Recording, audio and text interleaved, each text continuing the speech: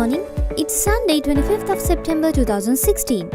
This is Sylvia Shivamurthy and you're listening to the newspaper reviews on www.athavan.com. Let's now look at the paper highlights from today's newspapers.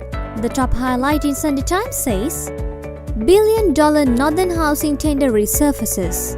The tender for a massive project to build houses for conflict-affected people in the north and east is to be reopened by the Ministry of Rehabilitation and Resettlement, authoritative sources said amid reports that the $1 billion contract will be awarded again to the same French company. It is learned that the decision to reopen the tender was made on Wednesday. A cabinet paper is to be presented shortly seeking approval to set up a fresh technical evaluation committee for the deal.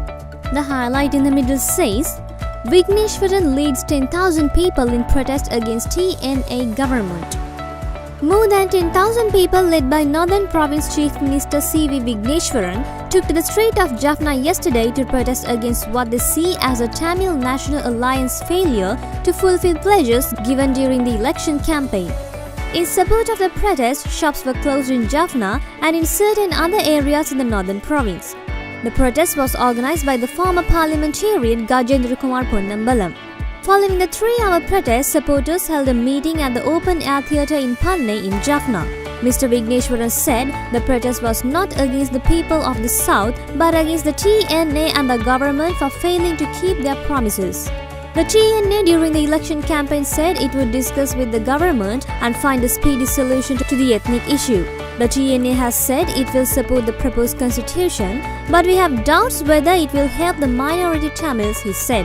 And the highlight at the bottom says, EU court urged to lift LTTE ban, Advocate General cites procedural errors.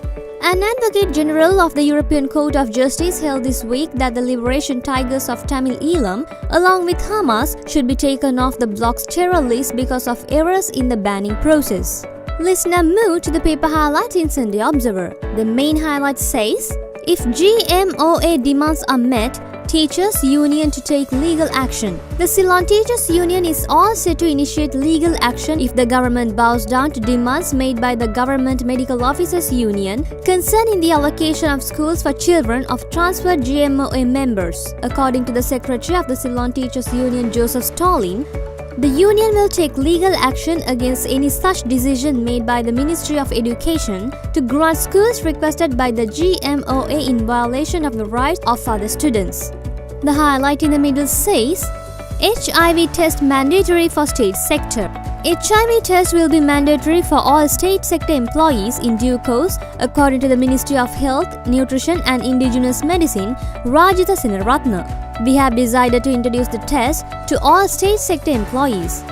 But there are so many details that need to be gone through before we can go ahead with it. We also have to mobilize the people and the Director General is attending to it, he said. And the highlight at the bottom says, Public Accounts Committee needs more powers, says report.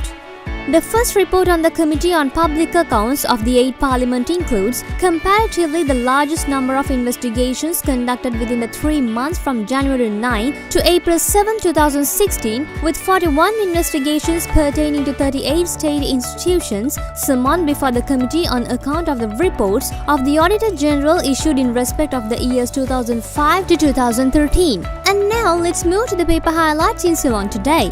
The top highlight says, Champika gang grabs power. The Jatika Hela Urumaya, whose advent into national politics also heralded the entry of Buddhist monks to mainstream politics in the country, took a U-turn at the party's 13th convention in Colombo yesterday, with the Champika Nishanta gang grabbing absolute control of the party. Another highlight says, Fonseca tells Ramukwela, go jump off a balcony. Just as the wall stopped his son's car dead in its track, UPFA MP Kehalia Rambukwala also ran head-on into MP Field Marshal Sarath Fonseca's rebuke in Parliament this week and was left speechless as the Speaker dismissed the objection he made on a point of order. The highlight in the middle says, we are not staging a coup. Another highlight says, no one plays a straight bat. A young man succumbed to injuries sustained in an accident. The victim was identified as Dinesh Aravinda of Nitambua. And the highlight at the bottom says, young children are like flowers.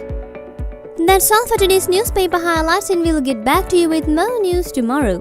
Thank you.